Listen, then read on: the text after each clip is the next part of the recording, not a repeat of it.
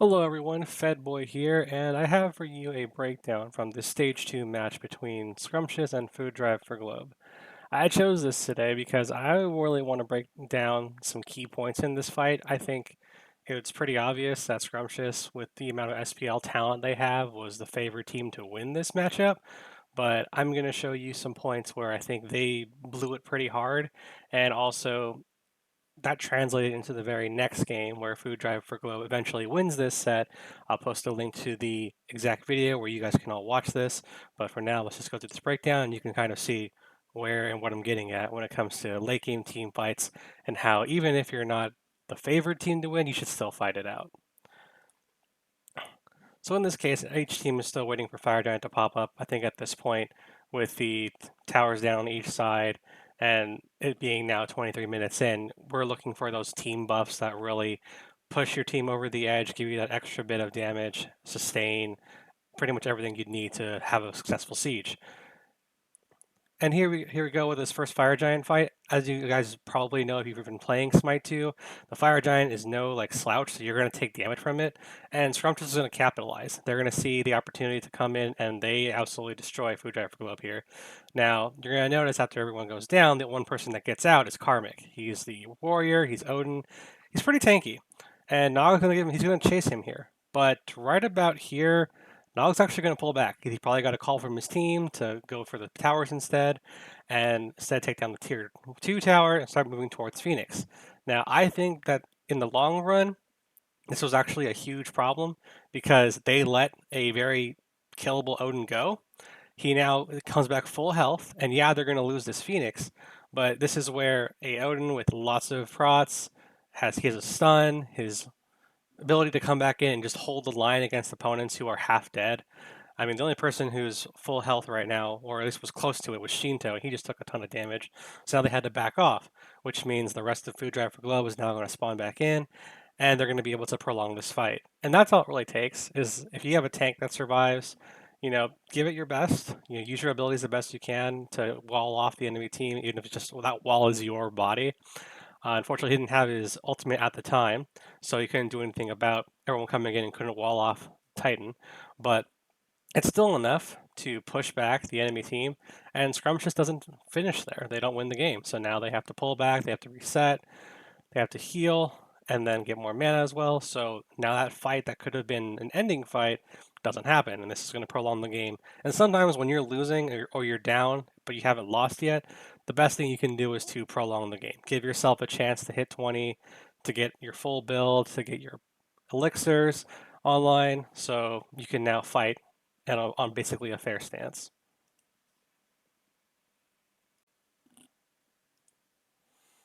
So now we'll see that some time has passed. There were a couple team fights that went down, and obviously Food Drive for Glove has now lost all of their tier 2 towers, and the right side Phoenix is now down again, but we come back to another Fire Giant fight. We're still here. It's 30 minutes in. They've been able to hold on for 7 more minutes since that last fight, and now we're going to look at some more team fighting around the Fire Giant, which is, in my opinion, kind of where most of these things end. I think that's not a very controversial thing to say or very obvious at all. But yeah, this is where people are now fighting for that final buff to make a push in. And here we are. Here comes the dancing. I think this is where outside of casuals, and when you get into like your ranked games or even some of your actual like team scrims, if you want to make up your own team, this is really where having that coordination and moving as one team really is going to separate the teams that play here in tournaments versus just your average play online. Right there, Zapman gets out of position. He's too far up without his tanks. Gets absolutely railed for it, but Shinto comes back in and also gets a kill on Valo. So the ADC is down, the tank is down, the Happen both also dies, and also their jungle is down. So we're back into this 4v3 again with a bird down, but it doesn't look like they have that kind of push because unlike his normal play, Zapman isn't playing a ADC in terms of a hunter. He is a mage, and he could turn into Jingwei, but he hasn't in this case. So now we have another siege going on. Tegvir gets knocked out, and Honestly, this could be another end. This could be an end call because we are losing. They are losing players. Karmic gets into the base. Luckily, he uses his shield well to get inside and heal back up. And as you see, the Scrumptious is split again. They're not fully together. Like, yeah, you could say that they were zoning out to make sure that that bird went down, but now we have two birds, and we've wrong use hopped in. Karmic's still alive. He's holding out for his team to get there. Happen comes in. Karmic gets another kill on Shinto, and now Scrumptious has to back off again. Like this is the second time, and in the second Fire Giant fight that's turned into a siege, where Scrumptious hasn't been able to push into the base to get that final Titan kill. They're able to break it, but Food Drive is just bending. They're breaking into the base, but they're not able to win the game. And all of this delaying is going to culminate in the next fight. Now we're at the 33 mark, and Fire Giant is now spawned again. We're about to have another fight over this buff. And I think at this point, Scrumptious is getting a little tilted. I mean, not tilted, it's not the word, but a little anxious because they've won fights in the Fire Giant pit where they've been able to take out most of the food drive for Globe Team. Haddox here gets an amazing ultimate off, getting two of them, but now being stuck in that center, it's kind of a 50-50 on who's going to survive. But of course, this is a bad move for Scrumptious in that both Wrong You and Haddox are gone. The tanks are gone. Zapman's able to get a kill on Globe in the back as Cuckoo, but it's still a 4v3 here, and Globe is still going for this Fire Giant. Zapman hops in, and right here, I think this was a miss by Happen. He didn't get one on that flop. He gets killed for it. Shinto is really controlling with those large Hekate ults, just being able to move people around. Tagveer dies, and again, they even though they got the Fire Giant, it's now just on Karmic. And when you have your warrior surviving, this is how you delay. You run, you run, you have your stun ready, using your CC abilities to basically push back the enemy team. He gets a great shot off there on Zapman. Now Nog is going to pursue for a second, gets the ult down, and this is where Val is going to come in, get a double kill, shut down Nog, and it's rough because again, this is another fight where Scrumptious is winning, quote unquote. They're still up by 8,000 gold. They were able to get more kills on Food Drive's team, but in their pursuit of Karmic, they lost two other people. So now they have to back up. Zapman and Nog are both down again. Their push is basically down. It's got to be frustrating to have players of this caliber and still run into situations like this where just that uncoordinated, I wouldn't even say that was really coordinated because the pursuit onto Karmic led to their death and they should have just gave it up as soon as Zapman got stunned. But again, I can't know what the players are doing exactly in that moment. I mean, I don't really know what they're thinking, but it just seems like for a team as good as they are and for the players as good as they are, they're making mistakes that are costing them. This game could have been over 10 minutes ago, but it just seems like the choices they made are, well, again, hindsight is 2020, but again, this is the third Fire Giant fight now. It's prolonged the game past 35 minutes, and we're still going. And it just looks like Team Scrumptious is a little out of their zone right now, a little out of their element in how they usually play, and we're going to see that in the next Fire Giant fight. Now we've had a few skirmishes in between the last segment and this time, but we're now at 48 minutes into the game, now pushing 49. And again, I think Scrumptious has been really hesitant to make the right move or to make any move for the end. Haddox here is going to use his ultimate and run through and basically get no one, but still take a lot of poke damage through it. And I just think the tanks for Scrumptious had a really hard time engaging into the enemy team. I don't blame them. Happened with Bacchus and his ultimate, Karmic, Karmic and his lockdown ability with the wall. And right there, Globe just gets another kill. We can just back that up for a second. Getting another ultimate. He's been hitting these all game long. Definitely go watch this full VOD if you're a mage, because his play as Kukulkan is really good in this set. But Wrong Yu's going to hop in. His team isn't in a position to fully engage with him. He gets CC'd out and blasted, so now they're down. their tank. He's down for 77 seconds, and this is where Food Drive makes that push to grab the Fire Giant again. Haddix gets out of position. The whole team of Scrumptious is misplaced, but Nog's gonna be able to pick off Valo. This is a chance for them to kind of make something out of nothing here, while they're split up. But Food Drive for Glow, if you notice in all of these fights, they've been moving well as a team. They're able to definitely talk about their next position. And the person who wasn't in that grouping there was Karmic. He got picked off. So now we're back to this 3v3 dance. Niall's going to get isolated out and killed. And Shinto, while great use of that ult, it's just too much when you're a Hecate and that's your only real long way of escape. You're going to get chased down. And another kill for Globe. What he has hit so many of these cuckoo ults this game. And now it's just Zapman.